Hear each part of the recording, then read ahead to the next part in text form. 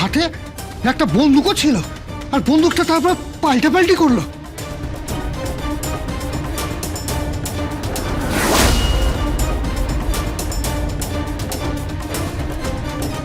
আপনি লোকটাকে চেনেন? হ্যাঁ দেখলে চিনতে পারবেন? হ্যাঁ, স্পষ্ট দেখেছি, আমি ঠিক চিনতে পারবো। আমার চোখ না চিলের মতো, দূরের জিনিস দেখতে পাই। নিচে বসে ওপরে নারকোল দেখে বলি দিতে পারবো যে ঝুনো না কচি। আপনাকে যা প্রশ্ন করা হচ্ছে তার উত্তর দিন। আমি উত্তর তো দিচ্ছি। যে তটিনী গাঙ্গুলির মাথায় আঘাত করেছিল তিনি গাঙ্গুলি কে? ওই যে ওই দিদিমণি, ওনাকে যে আঘাত করেছিল সে কি কোর্টে আছে? আগে এতগুলো মানুষ, আগে কোর্ট কোনটা? এইটা আদালত। তাই বলুন, আদালত না বললে বুঝবো কি করে?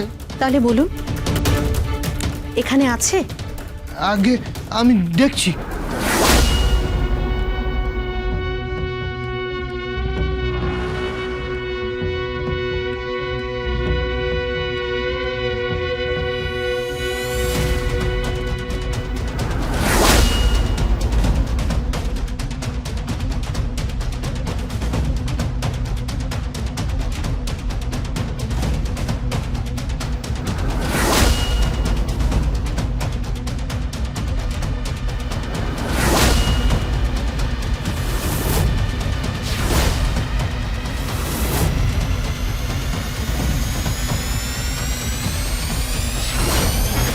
ওই যে ওই লোকটা,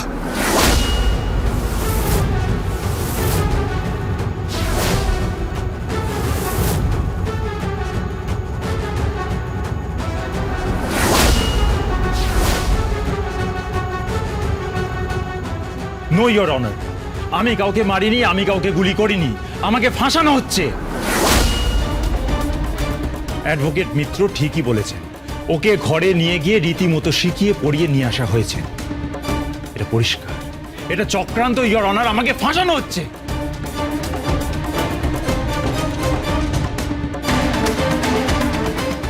আদালত সব কিছু দেখে শুনে এই সিদ্ধান্ত নিচ্ছে যে সৌরভ সেনকে কাস্টডিতে নেওয়া হবে।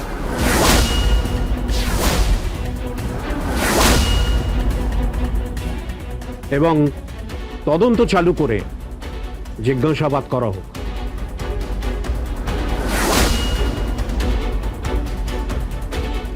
The court is adjourned till next date. সাহেব নামছেন।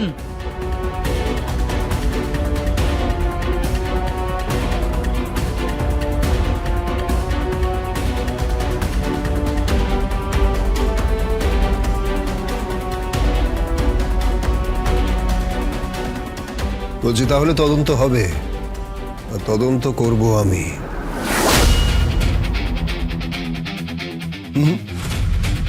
সেটা ডিপার্টমেন্ট ডিসাইড করবে কে তদন্ত করবে। না স্যার, ডিপার্টমেন্ট যা খুশি করুক, তদন্ত আমি করব। কারণ পাঁচুর ওপর অ্যাটাক হয়েছিল আর পাঁচুকে বাঁচিয়ে এনেছিলাম আমি। আর সৌরভ, তুই মানে একটা কথা ভুলে যাচ্ছিস, যে crime does not pay. Mister Chatterjee, বলছি যে সময় ঘনিয়ে আসছে, আপনার রথের চাকা মাটিতে প্রবেশ করেছে। দুটো বুলেট আর দুটো মানুষ। আর বলছিলাম যে যে টার্গেট করছে সে কিন্তু তার টার্গেট মিস করে না।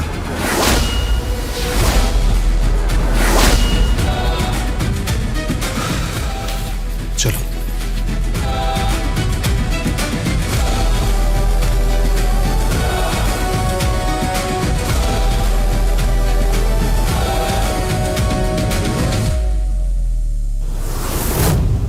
কেসটা কমপ্লিকেটেড হয়ে গেল, বি কেয়ারফুল।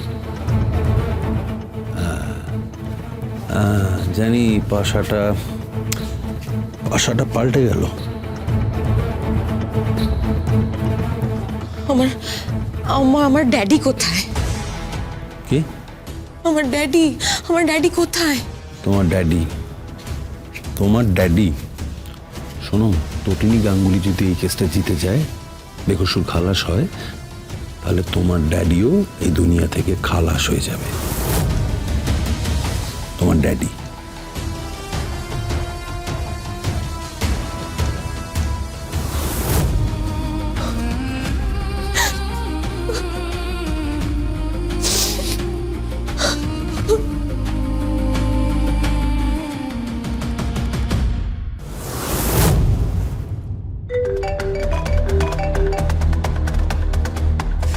হ্যালো, বিজিত বলছি। হ্যাঁ বলো বিজিত লাহিড়ী।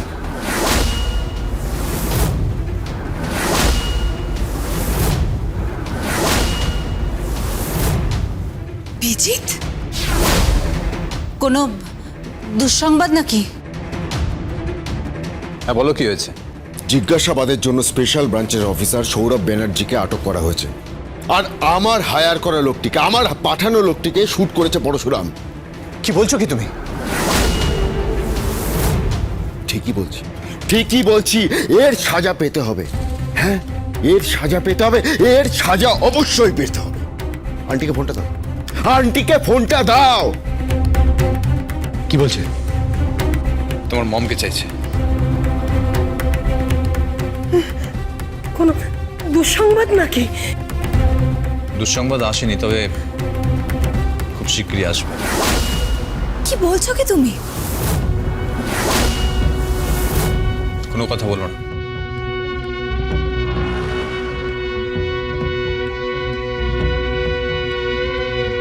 হ্যালো। নমস্কার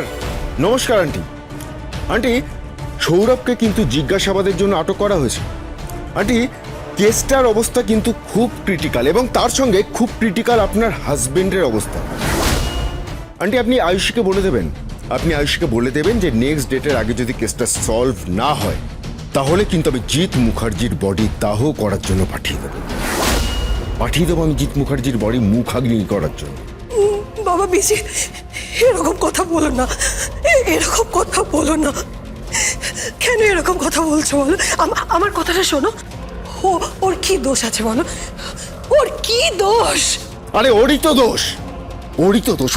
দোষ। একটু সুন্দর করে পতিব্রতা স্ত্রী হয়ে থাকতে পারলো না? হ্যাঁ, কেন থাকতে পারলো না? আরে কি হয়েছে? আমার আগে একটা বিয়ে হয়েছে, তো কি হয়েছে বলুন তো? কি প্রবলেম তাতে?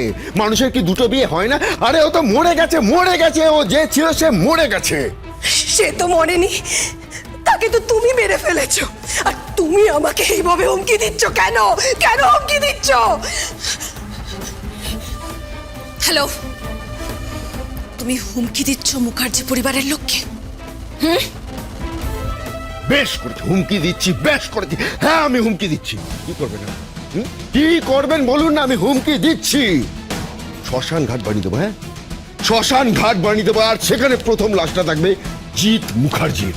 বুঝতে পেরেছেন? শুনুন, বলে দেবেন, হ্যাঁ, আপনার তটিনীকে বলে দেবেন, আপনার পরশুরামকে বলে দেবেন, বিজিত লাহিড়ীকে ধরা ইম্পসিবল, বিজিত লাহিড়ীকে মারা ইম্পসিবল, জাস্ট ইম্পসিবল। আমি আমার নেটওয়ার্ক অন করে দিয়েছি। বুঝতে পেরেছেন? আমি আমার নেটওয়ার্ক অন করে দিয়েছি। এবার দেখুন আপনাদের পরিবারের কি হাল হয়। দেখুন জিৎ মুখার্জির কি হাল হয়। জিৎ মুখার্জির মৃত্যুর জন্য কিন্তু দায়ী থাকবে আয়ুষী। ইয়েস, জিৎ মুখার্জির মৃত্যুর জন্য দায়ী থাকবে আয়ুষী, দায়ী থাকবে তটিনী, দায়ী থাকবে আরাধ্যা, এবং দায়ী থাকবে ওই পরশুরাম। হ্যালো।